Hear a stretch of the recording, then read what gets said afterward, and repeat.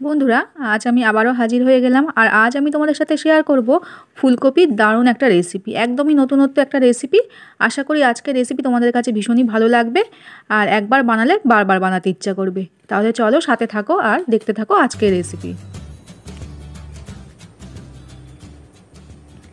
নমস্কার বন্ধুরা, Piu cooking and lifestyle চ্যানেলের নতুন একটা ভিডিওতে সবাইকে জানাই অনেক অনেক স্বাগত। তো দেখো, ফুলকপির এই রেসিপিটি বানানোর জন্য আমি একটা গোটা ফুলকপি নিয়ে নিয়েছি এবং ভালো করে এটা আগে কেটে নিয়েছি। যে পাতাগুলো থাকে সেটা কেটে নিয়েছি। নিয়ে এবার দেখো আমি ভালো করে ধুয়ে নিয়েছি। ধুয়ে নেওয়ার পর একটা পাত্রে রেখে গরম জল দিয়ে আমি ভালো করে ভিজিয়ে রাখলাম। একদম ফুটন্ত গরম জলে 10 মিনিট ভিজিয়ে রাখলাম। 10 মিনিট ভিজিয়ে রাখার পর দেখো ফুলকপিটা উঠিয়ে নিলাম। নিয়ে ভালো করে এটা একটু শুকনো করে মুছে নেব। মুছে নিয়ে এবার এর গায়ে একটু তেল মাখিয়ে নেব। তো আমি গরম জলে ভিজিয়ে রাখবো এই জন্যই, ফুলকপির মধ্যে পোকা থাকতে পারে, তো সেই জন্য যাতে গরম জলে একটু ভিজিয়ে রাখলে পোকাটাও বেরিয়ে যাবে আর গ্যাস অম্বলটাও কম হবে। তো দেখো ভালো করে তেল মাখিয়ে নেওয়ার পর এবার আমি গ্যাসের ওভেনে এই ফুলকপিটাকে একটু পুড়িয়ে নেব। তো দেখো খুব বেশি পোড়াবো না, একটু জাস্ট একটু লালচে লালচে করে একটু পুড়িয়ে নিতে হবে। তো দেখো উল্টে পাল্টে আমি ফুলকপিটাকে একটু পুড়িয়ে নিচ্ছি। তো দেখো এইভাবে ফুলকপিটাকে রেডি করে নিতে হবে। আজকে এই রেসিপি এইভাবে করলে খেতে কিন্তু দারুণ হয় বন্ধুরা। তো দেখো ফুলকপিটা উল্টে পাল্টে আমি একটু পুড়িয়ে নিলাম। এবার এটাকে ভালো করে ঠান্ডা করে নেব। নিয়ে তারপরে গ্রেটারে গ্রেট করে ঘষে নেব। তো একটা বড় গ্রেটার নিয়ে নিচ্ছি যাতে একটু বড় বড়ভাবে পড়ে।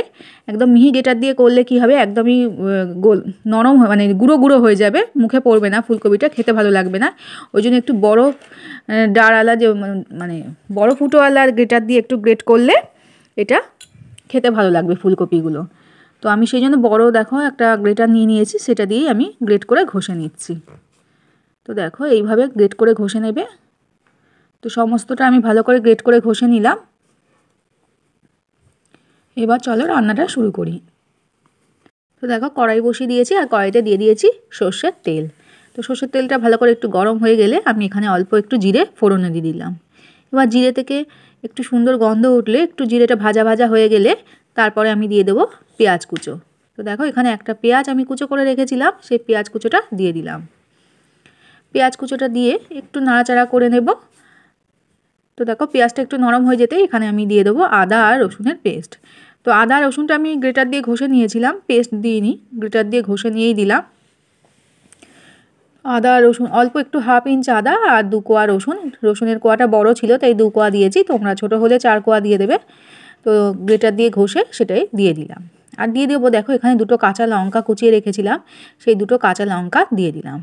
বন্ধুরা, আজকের এই রেসিপি যদি তোমাদের কাছে ভালো লাগে অবশ্যই একটা লাইক করে দেখো আর কমেন্টে জানিও তোমাদের কেমন লাগলো। ভালো লাগলে সবার সাথে শেয়ার করে দিও। আর নতুন চ্যানেলে যদি নতুন বন্ধু হয়ে থাকো চ্যানেলটিকে সাবস্ক্রাইব করতে ভুলো না। পাশে থাকা বেল আইকনটা অবশ্যই প্রেস করে দিও আমার নিত্য নতুন রেসিপির আপডেট সবার আগে পাওয়ার জন্য।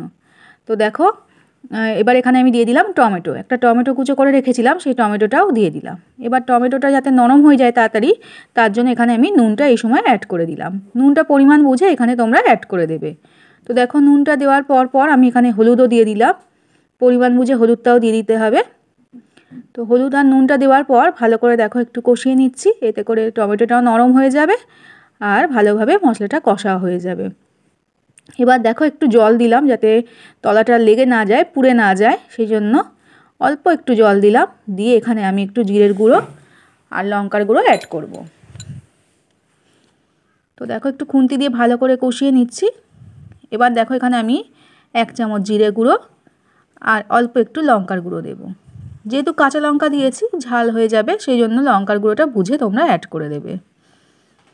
তো দেখো লঙ্কার গুঁড়ো দিয়ে দিলাম, দিয়ে ভালো করে এবার কষিয়ে নিচ্ছি। সুন্দরভাবে কষিয়ে নিলে দেখো এখানে তেল ছেড়ে দেবে, ঠিক সেই রকমভাবে কষিয়ে নিতে হবে। যেহেতু আদা রসুন রয়েছে ওই জন্য ভালোভাবে কষাতে হবে। তো দেখো সুন্দরভাবে মশলাটা কষানোর পর এখানে আমি দিয়ে দিলাম অল্প একটু কাসৌরি মেথি। কাসৌরি মেথি দিলে এই রেসিপিটার স্বাদটা কিন্তু দারুণ লাগবে খেতে। তো দেখো অল্প একটু কাসৌরি মেথি দিয়ে দিলাম। দেওয়ার পর এখানে আমি দিলাম অল্প একটু চিনি। একটু চিনি দিলাম, খেতে ভালো লাগবে, স্বাদের ব্যালেন্স হওয়ার জন্য দিলাম। তোমরা চাইলে নাও দিতে পারো। তো আমি অল্প একটু চিনি দিলাম। দিয়ে দেখো ভালো করে আমি আবারও মশলাটা কষিয়ে নিলাম। কষিয়ে নেওয়ার পর এইবার যে ফুলকপিটা আমি গ্রেট করে ঘষে রেখেছিলাম সেই ফুলকপিটা এবারে অ্যাড করে দিলাম। এবারে মশলার সাথে ভালো করে ফুলকপিটাকে একটু কষিয়ে নিচ্ছি, মানে একটু ভাজা ভাজা করে নিচ্ছি। গ্যাসের ফ্লেমটা মিডিয়ামে রেখে এটা করে নিতে হবে। ফুলকপিটা আমি পুড়িয়ে নিয়েছিলাম, কিন্তু ভালোভাবে কিন্তু সেদ্ধ হয়নি, এখন একটু সেদ্ধ হতে বাকি আছে। তো তার জন্য একটু ঢেকে ঢেকে এই রান্নাটা করতে হবে, জল অ্যাড করা যাবে না।